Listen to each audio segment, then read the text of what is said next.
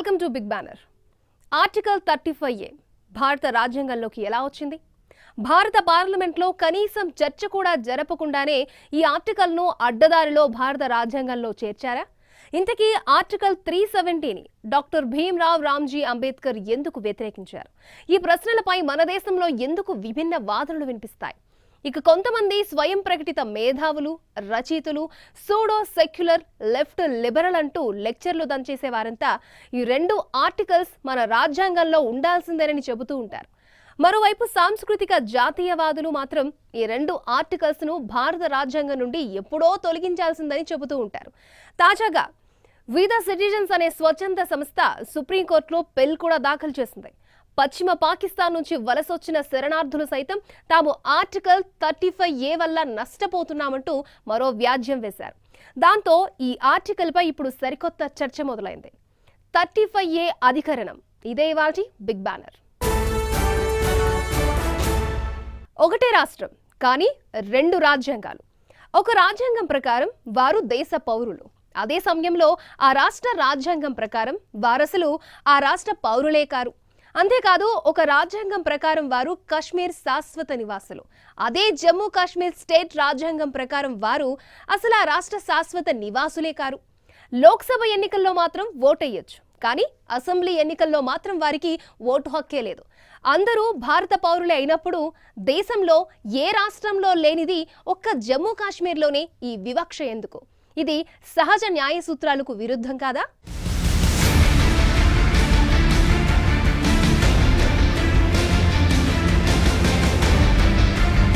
మళ్లీ రగులుతోన్న అందాల కాశ్మీరం.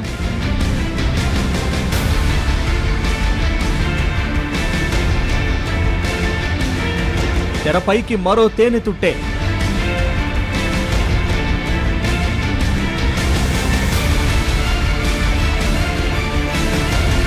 Article 35A పై ఆందోళనలు.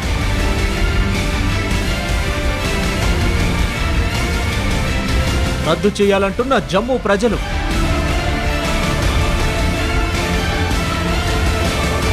వద్దంటున్న కాశ్మీర్ లోయలోని జనం. రద్దు కోసం పట్టుబడుతున్న జమ్మూలోని పార్టీలు. రద్దు వద్దంటూ ఒక్కటైన లోయలోని పార్టీలు.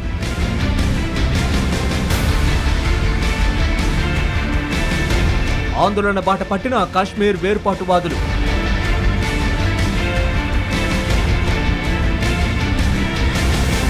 ఇటు నిరసనలకు దిగిన జమ్మూ ప్రజలు. మరోవైపు ఆర్టికల్ 35A పై సుప్రీంలో పిటిషన్. ఈ నెల 27 తర్వాత వాదనలు విననున్న సుప్రీం ధర్మాసనం.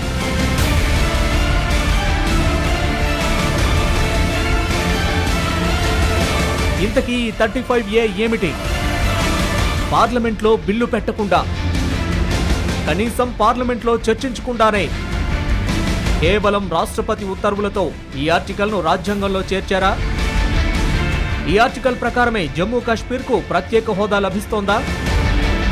ఈ ఆర్టికల్ కారణంగానే భారత పౌరులు జమ్మూ కాశ్మీర్లో స్థిరాస్తులు కొనుగోలు చేయలేకపోతున్నారా? ఈ ఆర్టికల్ కారణంగా జమ్మూలోని ప్రజలు ద్వితీయ శ్రేణి పౌరులుగా బతుకుతున్నారా? జమ్మూలోని లక్షలాది మందికి అసెంబ్లీ ఎన్నికల్లో ఓటేసే అధికారమే లేదా? లోక్సభ ఎన్నికల్లో ఓటు వేసే ఈ జనం అసెంబ్లీ ఎన్నికల్లో మాత్రం ఎందుకు ఓటు వేయలేకపోతున్నారు?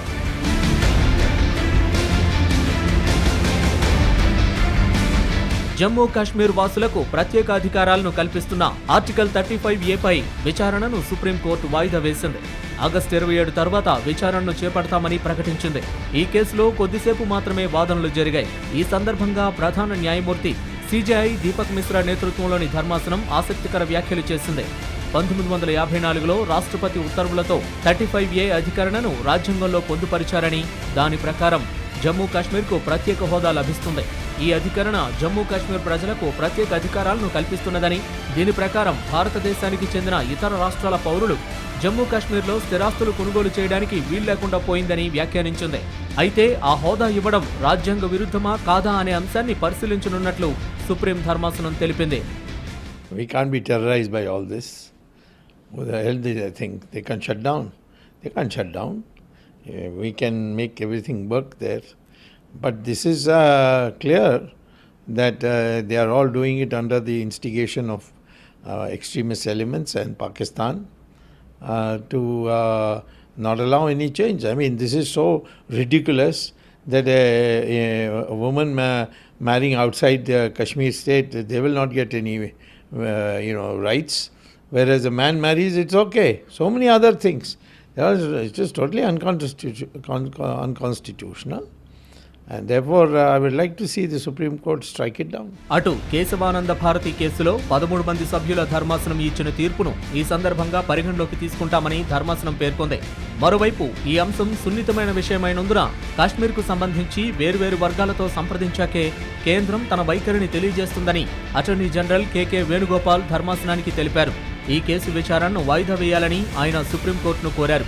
ఇటు త్రిసభ్య ధర్మాసనంలో సభ్యుడైన జస్టిస్ డివై చంద్రచూడ్ సెలవులో ఉన్నందున ప్రాథమిక విచారణను ఆగస్టు చివరి వారానికి వాయిదా వేస్తున్నట్లు సిజేఐ ప్రకటించారు.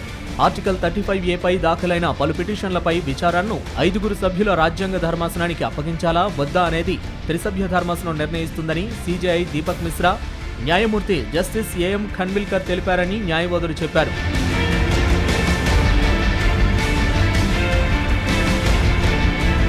మరోవైపు రాజ్యాంగ అధికరణ 35A సుప్రీంకోర్టు విచారణ జరపటాన్ని నిరసిస్తూ కాశ్మీర్ లోయలోని పార్టీలన్నీ ఏకమయ్యాయి. వీరికి కాశ్మీర్ వేర్పాటువాదులు సైతం మద్దతు తెలిపారు. ఆర్టికల్ 35A కొనసాగించాలని కోరుతూ సంయుక్త ఆందోళనలు జరపాలని నిర్ణయించారు. ఇప్పటికే 2 రోజుల పాటు బంద్ నిర్వహించారు. ఈ సందర్భంగా కాశ్మీర్ చినాబ్ లోయలో జనజీవనం పూర్తిగా స్తంభించింది. కాశ్మీర్ లోయలోని దుకాణాలు, వాణిజ్య సముదాయాలు, విద్యా సంస్థలు మూతపడగా వాహనాలు ఎక్కడికక్కడే నిలిచిపోయాయి. అటు బంద్ సందర్భంగా ఎలాంటి అవాంఛనీయ సంఘటనలు నమోదు కాలేదు. కీలక ప్రాంతాల్లో భారీగా భద్రతా బలగాలను మోహరించారు. ఇక వేర్పాటువాదులు స్థానికులతో కలిసి రాంబాన్, దోడా, కిస్టార్ జిల్లాల్లో ర్యాలీ నిర్వహించారు. మరోవైపు జమ్మూలోని ప్రజలు మాత్రం ఈ ఆర్టికల్ను తొలగించాలని డిమాండ్ చేస్తున్నారు. ఇది తమ ప్రాథమిక హక్కులను హరించివేస్తోందని, ఎన్నో ఏళ్ల నుంచి జమ్మూలో ఉంటున్న తమకు స్థిరాస్తులు కొనుగోలు చేసే హక్కులు లేవని, అలాగే జమ్మూ కాశ్మీర్ అసెంబ్లీకి జరిగే ఎన్నికలతో పాటు కనీసం స్థానిక సంస్థల ఎన్నికల్లో సైతం తమకు ఓటు హక్కు లేదని ఆవేదన వ్యక్తం చేస్తున్నారు. आज तक उनको राइट टू वोट नहीं दिया। वो पार्लियामेंट का वोट डाल सकते हैं। पार्लियामेंट का वोट डाल के यदि परिस्थितियां बन जाएं तो भारत का प्राइम मिनिस्टर बन सकते हैं, लेकिन जम्मू कश्मीर की सरकार में वो एक मेंबर पंचायत नहीं बन सकते, मेंबर पंचायत का बोर्ड नहीं डाल सकते, विधानसभा में अपनी पार्टिसिपेशन नहीं दे सकते। उसी आधार पे है जो हायर एजुकेशन है। हमारे बच्चे जो है मैट्रिक तक तो पढ़ जाते हैं स्कूलों में। मैट्रिक के ऊपर जब कॉलेज का एडमिशन लेना होता है वहाँ स्टेट सब्जेक्ट चाहिए। ये जहाँ की जो सरकार है उसने स्टेट सब्जेक्ट रखा है, स्टेट सब्जेक्ट चाहिए, वो एडमिशन नहीं मिलता। एडमिशन नहीं मिलता तो वो चंद लोग जो थोड़े सरमायादार हैं बाहर की यूनिवर्सिटी में, प्राइवेट यूनिवर्सिटी में एडमिशन करा के अपने बच्चों को पढ़ा लेते हैं, लेकिन पढ़ा जब लेते हैं तो जम्मू कश्मीर की गवर्नमेंट में उनको जॉब नहीं मिलता। అదే పాకిస్తాన్లో స్థిరపడి ఆ తర్వాత కాశ్మీర్ లోయలోకి వచ్చిన వారికి మాత్రం సర్వ హక్కులు ఉన్నాయని ఆరోపిస్తున్నారు. ఇప్పటికే ఈ వివక్షపూరితమైన ఆర్టికల్పై సుప్రీంకోర్టులో పిటిషన్లు దాఖలయ్యాయని, తమకు న్యాయం దక్కుతుందని జమ్మూ ప్రజలు ఆశాభావం వ్యక్తం చేస్తున్నారు. ఆర్టికల్ 35A చర్చ అంటే కశ్మీర్కు ప్రత్యేక ప్రతిపత్తి కల్పించిన ఆర్టికల్ 370 పైనే చర్చగా భావించాల్సి ఉంటుందని కొంతమంది రాజ్యాంగ నిపుణులు చెబుతున్నారు. అందుకే పక్కా ప్లాన్తోనే బీజేపీ ఆర్టికల్ 370ని పక్కన పెట్టి ఆర్టికల్ 35A తెరపైకి తెచ్చిందని మరికొంతమంది విశ్లేషకులు అంటున్నారు. అసలు ఆర్టికల్ 370ని భారత రాజ్యాంగంలోకి ఎందుకు చేర్చాల్సి వచ్చింది? ఈ ఆర్టికల్పై జనసంఘ్ జమానా నుంచి ఇప్పటి బీజేపీ ప్రస్థానం వరకు ఎందుకు కమలం పార్టీ ఆందోళనలు చేస్తూనే ఉంది?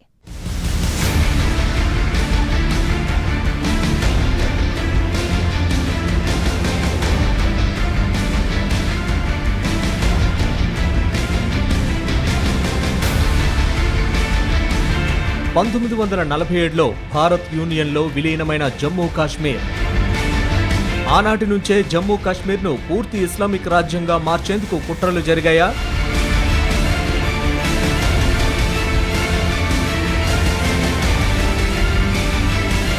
జమ్మూ కాశ్మీర్ను ఇస్లామిక్ రాష్ట్రంగా మార్చేందుకు షేక్ అబ్దుల్లా కుట్రలు చేశారా?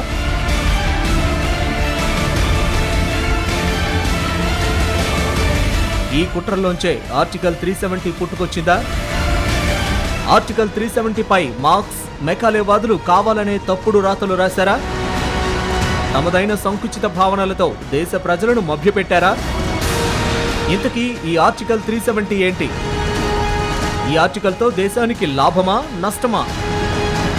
దీనిపై మన రాజ్యాంగ నిర్మాతలు ఏమన్నారు? తాత్కాలికమైనదని చెప్పిన ఈ ఆర్టికల్ 370 70 ఏళ్లు గడుస్తున్నా ఇంకా ఎందుకు కొనసాగుతోంది? ఆర్టికల్ 370 కోసం అసలేం జరిగింది?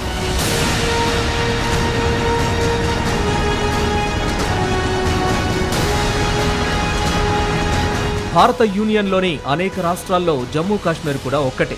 కానీ మరే రాష్ట్రానికి లేని ప్రత్యేకతలు ఈ రాష్ట్రానికి చాలానే ఉన్నాయి. దేశంలోని అన్ని రాష్ట్రాలకు చెల్లుబాటయ్యే భారత రాజ్యాంగం కాశ్మీర్లో మాత్రం చెల్లుబాటయ్యేది అంతంత మాత్రమే. కాశ్మీర్ రాష్ట్ర సర్కారు ఒప్పుకుంటే తప్ప భారత పార్లమెంట్ చేసే ఏ చట్టము జమ్మూ కాశ్మీర్కు వర్తించదు. ఇదంతా ఆర్టికల్ 370 చలువే.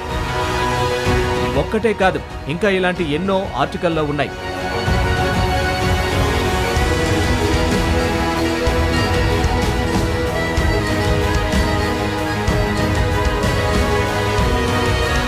1947 ఇండియన్ ఇండిపెండెన్స్ యాక్ట్ ప్రకారం భారత్లోని స్వదేశీ సంస్థానాలు ఇటు భారత్ అటు పాకిస్తాన్ ఏ దేశంలో విలీనం కావాలన్నది నిర్ణయించేది మాత్రం ఆ సంస్థానాధీశుడే. మంచైనా చెడైనా ఆయన చేసిందే అంతిమ నిర్ణయం. దాన్ని తిరగదోడే అధికారం ఎవరికీ కూడా లేదు. కాశ్మీర్ మహారాజే తనంతట తాను భారత యూనియన్లో తన రాజ్యాన్ని విలీనం చేస్తూ పత్రంపై సంతకం చేసి దాన్ని నోరు మూసుకొని ఆమోదముద్ర వేయడమే గవర్నర్ జనరల్గా మౌంట్ బాటన్ పని. కానీ ఆయనకు కాశ్మీర్ భారత్లో కలవడం ఇష్టం లేదని చెబుతారు చరిత్రకారులు. ఈ విలీనం జరగకుండా పరోక్షంగా ఆయన చేయవలసిందంతా చేశాడని అంటారు. విలీనం పత్రాన్ని ఆమోదించాల్సిన మౌంట్ బాటన్ విలీనాన్ని ప్రజల్నే తేల్చనివ్వాలంటూ ఒక మెలిక పెట్టాడని చెబుతారు చరిత్రకారులు.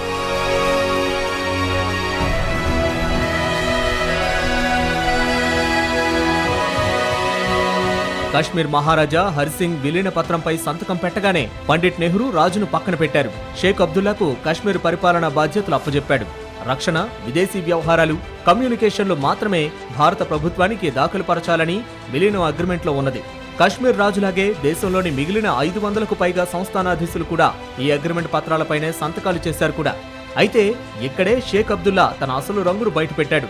3 సబ్జెక్టులను మాత్రమే భారత రాజ్యాంగానికి దాఖలు పరిచినట్లు అగ్రిమెంట్లో ఉన్నది కనుక పరిపాలనకు సంబంధించిన మిగిలిన అన్ని విభాగాలు, శాఖలు తమ ఆధీనంలోనే ఉండాలని, తమ పరిపాలన ఎలా సాగాలో తామే నిర్ణయించుకోవాలని, తమ రాజ్యాంగం వేరే ఉండాలని, భారత రాజ్యాంగానికి తాము లోబడేది లేదని, తమ డిమాండ్లను నెరవేర్చకపోతే భారత రాజ్యాంగ నిర్మాణ సభలో తాము కొనసాగేది లేదని షేక్ అబ్దుల్లా పంతానికి దిగాడు.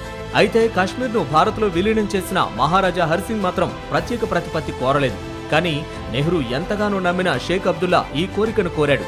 ఈ సందర్భంలోనే అబ్దుల్లా గొంతెమ్మ కోరికలను తీర్చేందుకు కాశ్మీర్కు ప్రత్యేక ప్రతిపత్తిని ఇవ్వాలంటూ పండిట్ నెహ్రూ గోపాలస్వామి అయ్యంగార్కి బాధ్యతలు అప్పచెప్పారని చరిత్రకారులు చెబుతారు. అటు స్వతంత్ర భారత రిపబ్లిక్ కు రాజ్యాంగ నిర్మాణ సభ రచిస్తున్న రాజ్యాంగంలో జమ్మూ కాశ్మీర్కు ప్రత్యేక ప్రతిపత్తినిచ్చేందుకు తగిన అధికరణాన్ని పొందుపరచమని ప్రధాని నెహ్రూ షేక్ అబ్దుల్లాను భారత రాజ్యాంగ నిర్మాతల్లో ముఖ్యుడైన బాబాసాహెబ్ అంబేద్కర్ వద్దకు కూడా పంపాడు.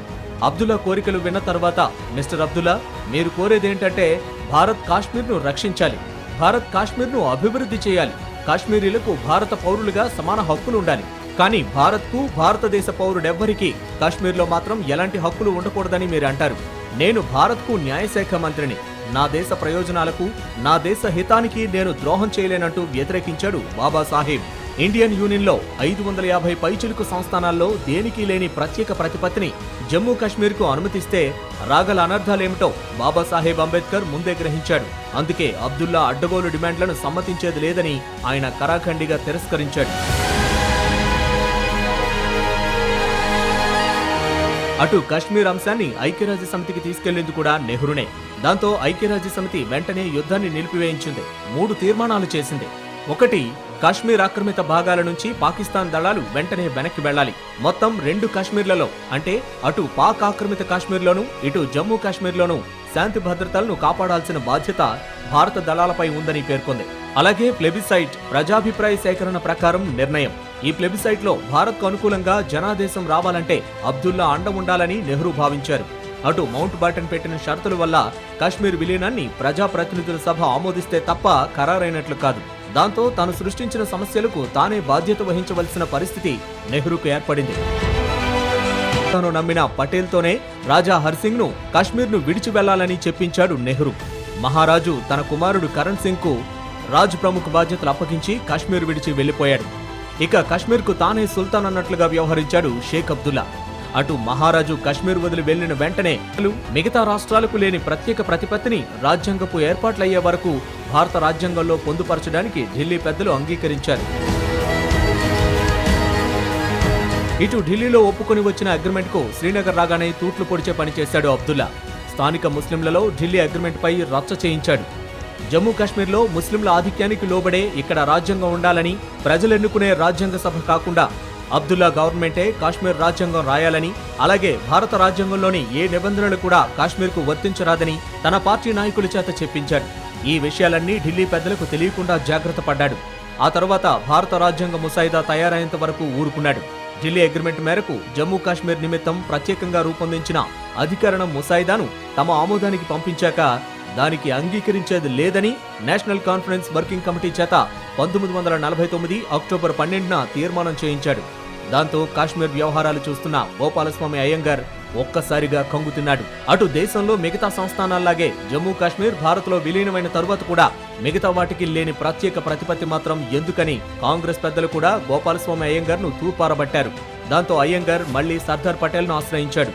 అంతర్జాతీయ చిక్కుల వల్లే ప్రత్యేక అధికరణం తప్పనిసరి అయిందని ఎలాగో నచ్చజెప్పి పార్టీ పెద్దలను ఒప్పించాడు. అటు మొదట ఒప్పుకున్న రాజ్యాంగ అధికరణానికి కూడా మళ్లీ షేక్ అబ్దుల్లా కొత్త పేచీ పెట్టాడు. దాంతో అంతకు ముందు ప్రతిపాదించిన 306 అధికరణం ముసాయిదాను మార్చివేశాడు అయ్యంగార్. ప్రాథమిక హక్కులు, రాజ్యాంగ ఆదేశిక సూత్రాల వర్తింపు ఊసును పూర్తిగా ఎత్తివేసి కొత్త సవరణలు చేశాడు. భారత ఉపఖండంలో జమ్మూ కాశ్మీర్ కూడా భాగమని గుర్తించే 1వ అధికరణం మినహా మరే రాజ్యాంగ అధికరణ, అలాగే భారత పార్లమెంట్ చేసే మరే శాసనాలు కూడా జమ్మూ కాశ్మీర్ ప్రభుత్వం ఆమోదం లేనిదే ఆ రాష్ట్రంలో చెల్లుబాటు కాకుండాను, ఆ రాష్ట్రంలో కొత్తగా ఏర్పాటయ్యే రాజ్యాంగ అసెంబ్లీయే ఆ రాష్ట్ర రాజ్యాంగాన్ని, భారత ప్రభుత్వంతో రాజ్యాంగ సంబంధాలను నిర్ణయించే విధంగాను ముసాయిదాను తిరగరాశాడు అయ్యంగార్. ఈ ముసాయిదాను చూసిన పటేల్ తాను ఆమోదించలేను అన్నారు. అటు వ్యతిరేకించలేను అనలేదు. అబ్దుల్లా కనుసన్నల్లో ఆ పార్టీ నేత అఫ్జల్ బేగ్తో సంప్రదించి ఎట్టకేలకు సవరణ ముసాయిదాను రాజ్యాంగ సభ ఎదుట పెట్టాడు అయ్యంగార్. అయ్యంగార్ రూపొందించిన ముసాయిదా ప్రకారం భారత రాజ్యాంగం 1వ అధికరణం జమ్మూ కాశ్మీర్ రాష్ట్రానికి వర్తిస్తుంది. ఇండియన్ యూనియన్ టెరిటరీలో రాష్ట్రాన్ని చేరుస్తారు. ఫెడరల్ అధికార పరిధి విలీన పత్రంలో దాఖలు పరిచిన రక్షణ, విదేశీ వ్యవహారాలు, కమ్యూనికేషన్లు ఈ 3 సబ్జెక్టులకు మాత్రమే పరిమితం. ఇంటరిమ్ గవర్నమెంట్ ఆమోదిస్తే తప్ప భారత రాజ్యాంగంలోని మరే అధికరణము రాష్ట్రానికి వర్తించదు. రాష్ట్ర రాజ్యాంగ సభ సిఫార్సుపై భారత రాష్ట్రపతి రాష్ట్రానికి సంబంధించి రాజ్యాంగ నిబంధనల చెల్లుబాటును సవరించవచ్చు, తొలగించవచ్చు. 1949 అక్టోబర్ 16న రాజ్యాంగ అసెంబ్లీలో 306A అధికరణం సవరించిన ముసాయిదాను సభ్యులందరికీ పంపారు. మర్నాడే అది చర్చకొచ్చింది. సభలో అయ్యంగార్ ప్రతిపాదించి ప్రసంగించడం సగమయ్యాక గాని నేషనల్ కాన్ఫరెన్స్ ప్రతినిధులు 4 సభలోకి అడుగుపెట్టలేదు. అయ్యంగార్ ప్రతిపాదనకు అనుకూలంగా ఒక్క మాట కూడా మాట్లాడలేదు. ఎట్నుంచి స్పందన లేకపోవడంతో సభాపతి ఆ ప్రతిపాదనకు ఓటింగ్ పెట్టారు. ఏ అభ్యంతరం లేకుండా సభ దాన్ని వెంటనే ఆమోదించింది. ఇలా పాస్ అయిన 306A అధికరణమే రివిజన్ దశలో నెంబర్ మారి 370 అధికరణం కింద రాజ్యాంగానికి ఎక్కింది.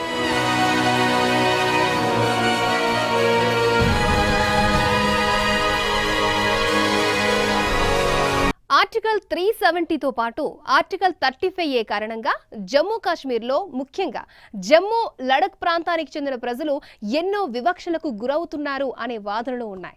మన దేశంలో ఏ రాష్ట్ర అసెంబ్లీ కాలపరిమితి చూసినా 5 ఏళ్లు మాత్రమే ఉంటుంది. కానీ అదే జమ్మూ కాశ్మీర్ అసెంబ్లీ కాలపరిమితి మాత్రం 6 ఏళ్లు. అంతేకాదు దేశ విభజన సమయంలో ఆస్తులు, ఆప్తులను కోల్పోయి జమ్మూకు వలసొచ్చిన హిందువులకు ఆ రాష్ట్ర అసెంబ్లీ ఎన్నికల్లో ఓటు హక్కు లేదు. అదే సమయంలో వారు లోక్సభ ఎన్నికల్లో మాత్రం ఓటేయొచ్చు. కారణం ఆర్టికల్ 35A. వారికి పర్మనెంట్ రెసిడెన్స్ సర్టిఫికెట్ లేకపోవడమే దీనికి ప్రధాన కారణంగా చెప్పొచ్చు.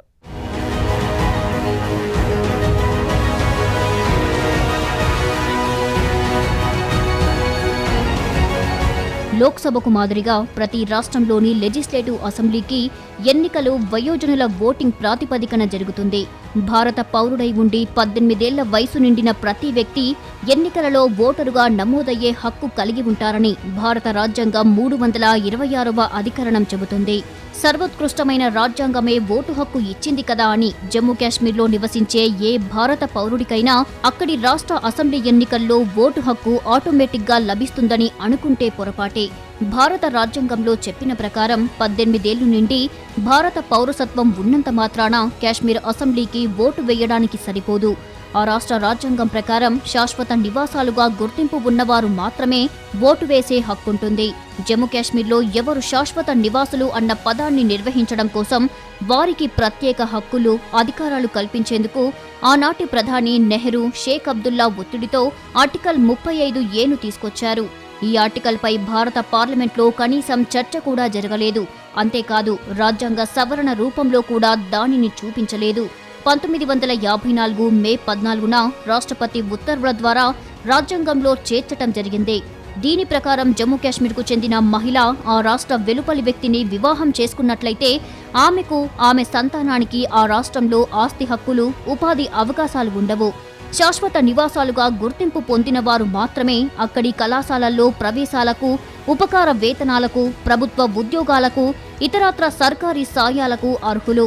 శాశ్వత నివాసాలుగా గుర్తింపు లేని వారికి ఈ హక్కులేవీ ఉండవు. 1954 మే 14వ తేదీ నాటికి ఆ రాష్ట్ర పౌరులుగా ఉండి అప్పటి నుంచి వంశపారంపర్యంగా అక్కడ నివసిస్తూ స్థిరాస్తి కలిగి ఉన్నవారు మాత్రమే ఆ రాష్ట్ర రాజ్యాంగం ప్రకారం శాశ్వత నివాసులు. ఇది సహజ న్యాయ సూత్రాలకు పూర్తిగా విరుద్ధమైనది. జమ్మూ కాశ్మీర్లో ఆర్టికల్ 35A ఇప్పుడు పెద్ద వివాదమైంది. మౌలికంగా ఇదేంటంటే ఇది జమ్మూ కాశ్మీర్ యొక్క పౌరులు ఎవరు, జమ్మూ కాశ్మీర్ యొక్క సిటిజన్స్ ఎవరు అని నిర్ధారించేటటువంటిది ఈ ఆర్టికల్ 35A.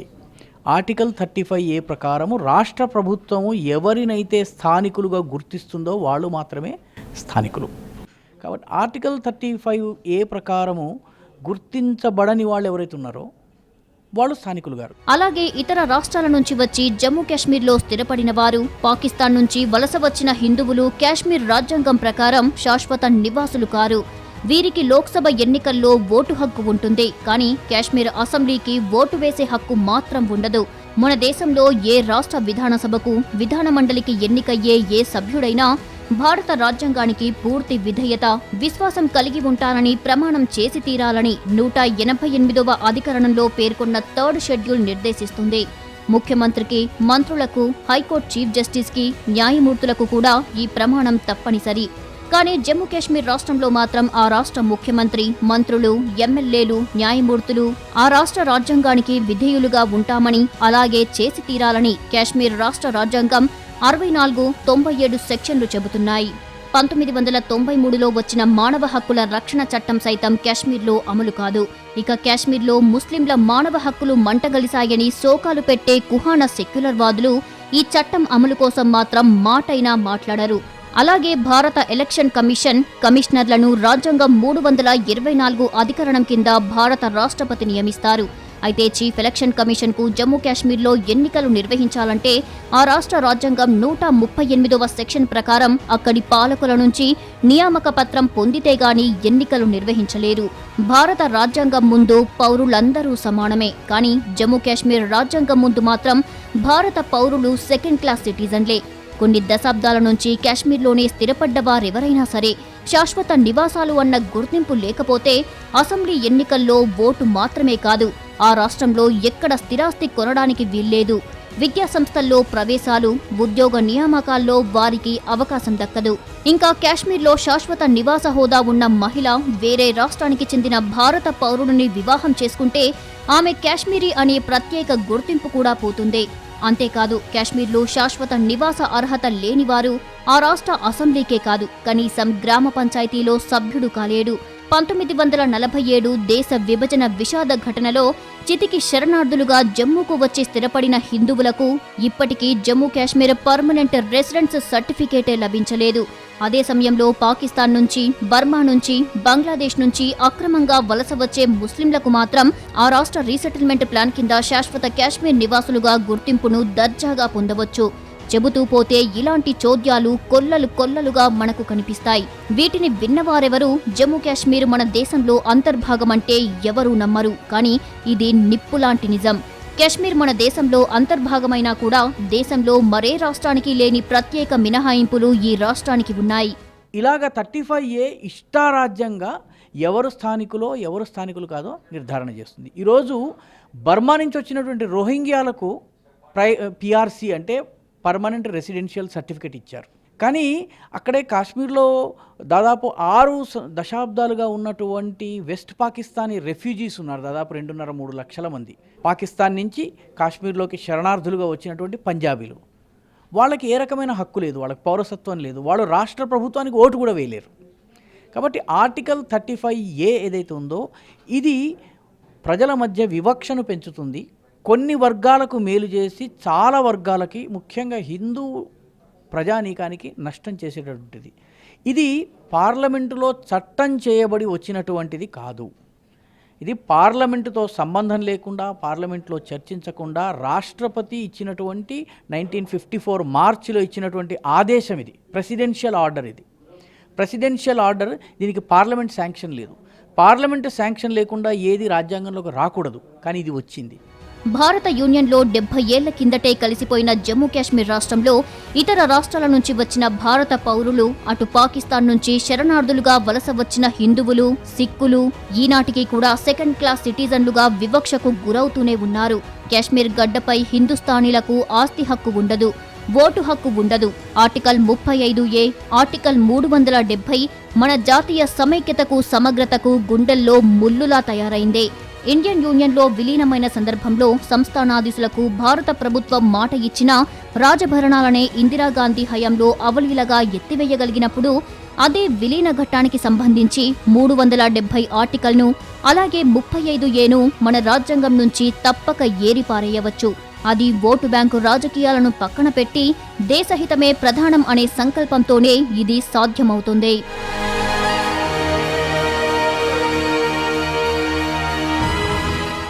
భారత జాతీయ జీవన స్రవంతిలో కశ్మీర్ పరిపూర్ణంగా కలిసిపోలేకపోవడానికి ప్రధాన ప్రతిబంధకాలు ఈ ఆర్టికల్ 35A, ఆర్టికల్ 370. ఈ ఆర్టికల్స్ ను ఎత్తివేయడానికి మన పాలకులకు కావాల్సింది దృఢ సంకల్పం. ఇదే ఇవాల్టి బిగ్ బ్యానర్. రేపు మరో అంశంతో మళ్ళీ కలుద్దాం. చూస్తూనే ఉండండి భారత్ టుడే, దేశం కోసం, ధర్మం కోసం.